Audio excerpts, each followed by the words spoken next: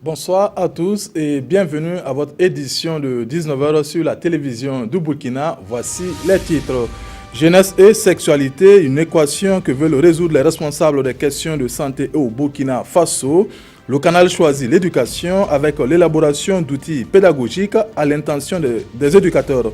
Ceci vient d'être imprégné du contenu de ces directives au cours d'un atelier organisé à Manga. Et puis le FESPACO démarre demain 25 février à Ouagadougou.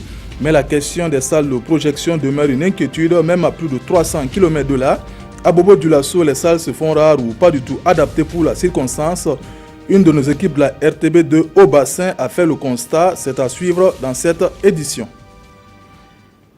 La question de la sexualité des jeunes et des adolescents préoccupe les autorités sanitaires, mais comment aider cette frange de la société à vivre sainement cette sexualité? La réponse, certainement par le canal de l'éducation.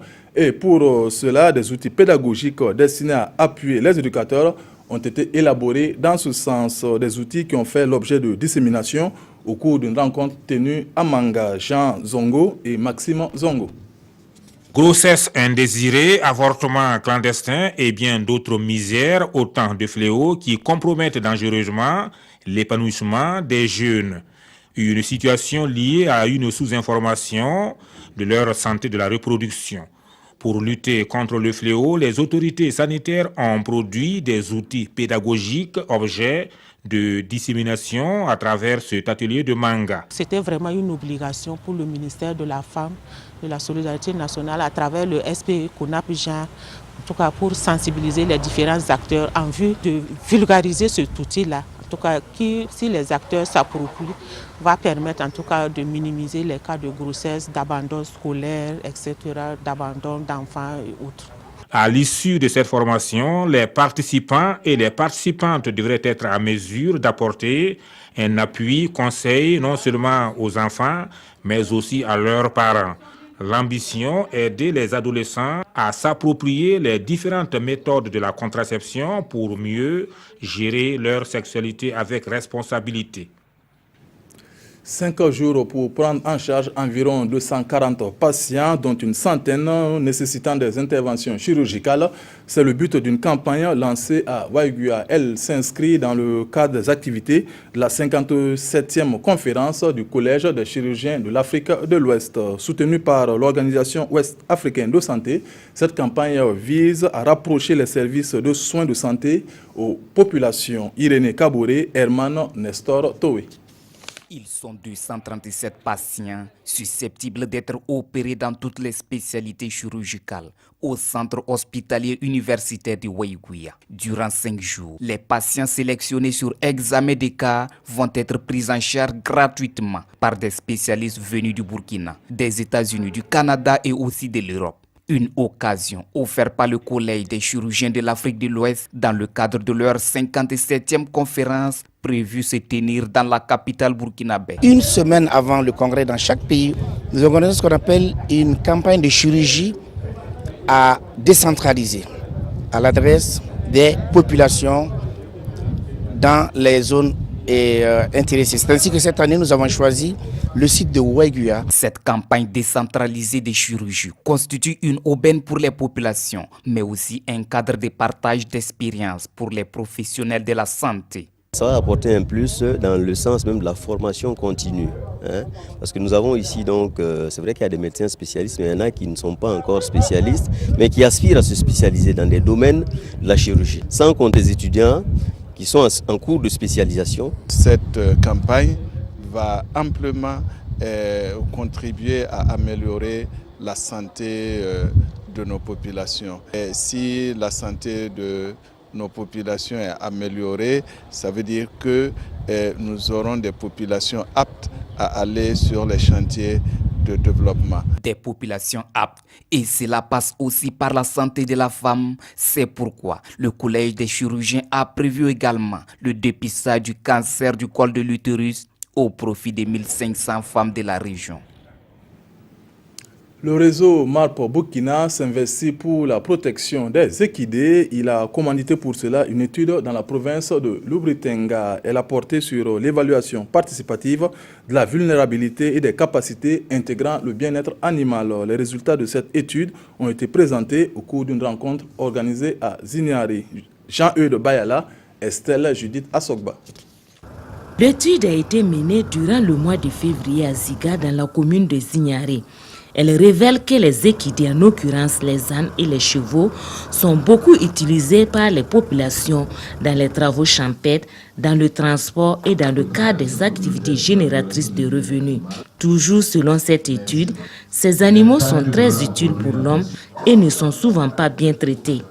Ce diagnostic a permis de définir un plan d'action pour l'amélioration du bien-être des équidés en général et des ânes en particulier. Il est question à cet atelier d'échanger avec les populations et les partenaires sur la mise en œuvre du plan d'action communautaire. Ici, il y a un ensemble d'actions qui peuvent être menées, en commençant par exemple, les mettre dans les meilleures conditions donc, de logement, les nourrir mieux, les soigner, etc. Et c'est souvent des gestes simples, mais que les gens ne font pas automatiquement.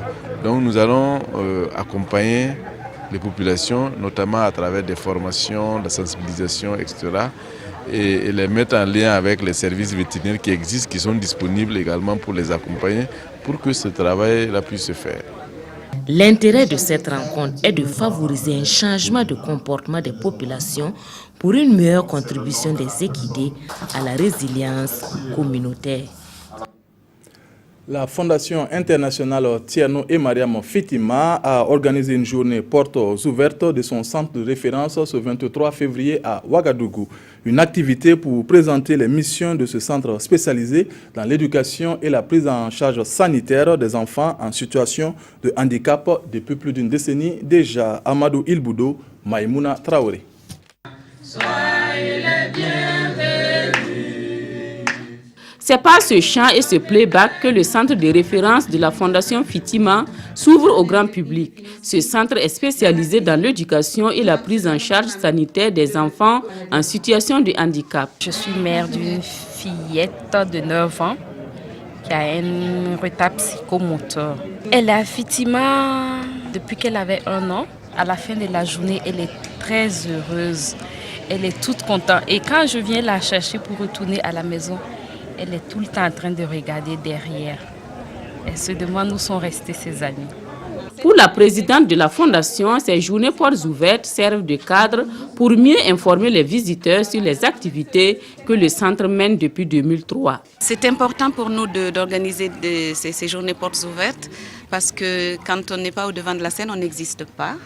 Et quand on n'existe pas, on n'a pas de soutien. Et sans soutien, nous ne pouvons pas mener à bien notre mission. Donc ces journées portes ouvertes nous permettent en tout cas de faire venir toutes ces personnes qui ont accepté aujourd'hui de venir nous rendre visite pour qu'elles se rendent compte du travail qui est fait. Ces journées portes ouvertes sont placées sous le thème Fitima au service des enfants en situation de handicap et des femmes. Fitima organise une soirée le 27 mai prochain pour récolter des fonds au profit de ces enfants. L'association Ma Bassiré a 10 ans. Ma Bassiré est une école qui met en mécanisme la prise en charge de la petite enfance vulnérable dans la ville de Ouagadougou. Cette célébration de 10 ans d'action sur le terrain est marquée par l'ouverture d'un second centre à Rayongo. Reportage Zalissa Sanfo.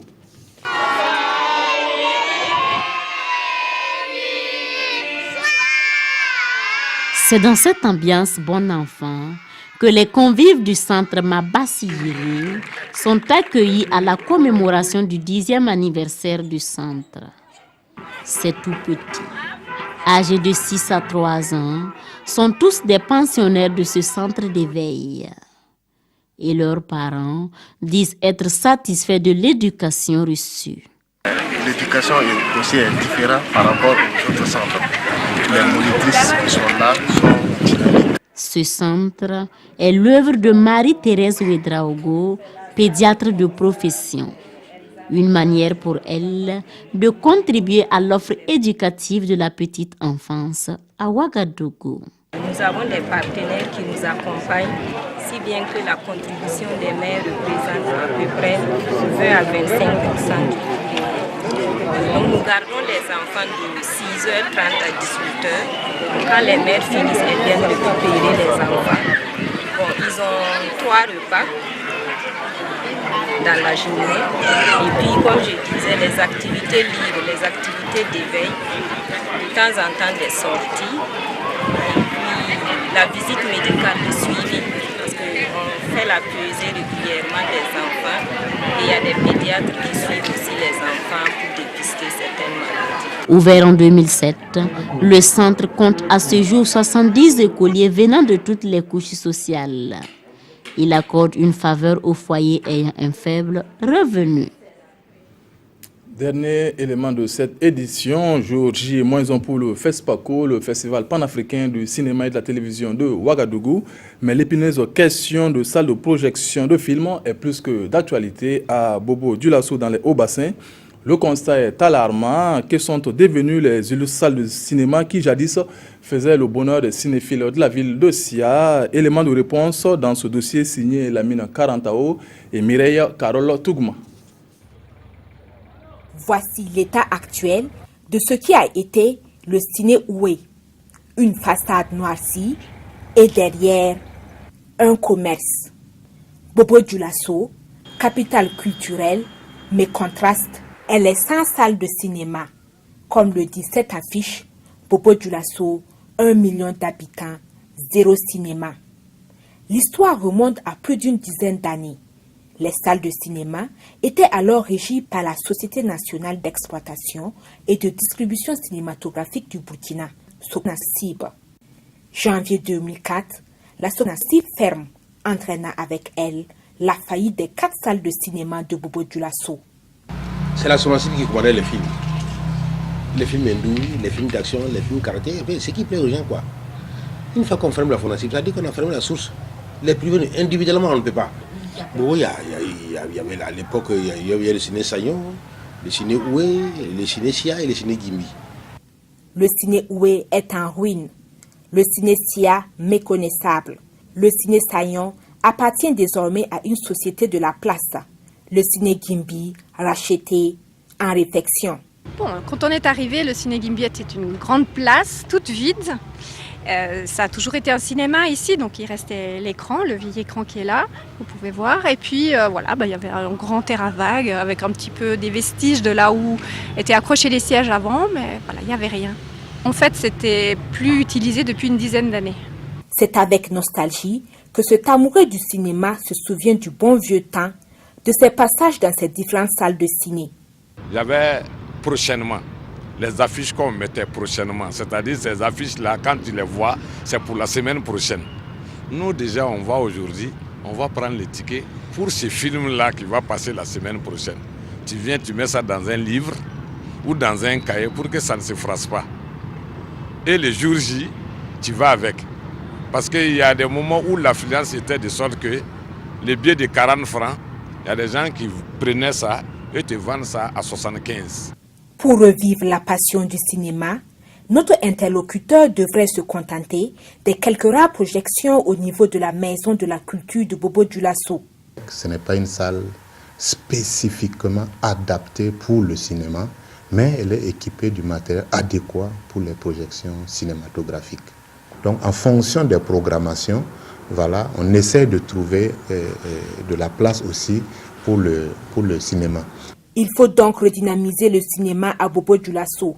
Une redynamisation qui passe également par l'intérêt des cinéphiles dans un contexte où le cinéma est concurrencé par la piraterie, les bouquets de chaînes, les téléchargements sur Internet. Et ce grand public venu voir un film en cette soirée dénote de l'engouement des cinéphiles de la ville de Sia. J'aime bien le cinéma. Ça me plaît bien de sortir entre amis, se distraire de temps en temps. C'est quand même récréatif. Ça diffère de rester à la maison, toute seule, devant peut-être son petit écran. Les Bobolais, ils veulent aller au cinéma. Mais si, d'abord, il n'y a pas de salle de cinéma. Et puis, il ne faut pas que les films, là, quand un film vient aujourd'hui, il faut attendre encore 6 mois pour qu'un autre film vienne. C'est fatigant. Si c'était régulier, vous allez voir, ça va marcher. Il faut donc que le cinéma bobolais renaisse de ses cendres. Alors, promoteurs de cinéma, à vos marques. C'est tout pour ce soir. Merci de votre aimable attention. Vous avez rendez-vous avec Fousseni Kindo pour le 20h. Bonne suite de programme sur la RTV. Bonsoir.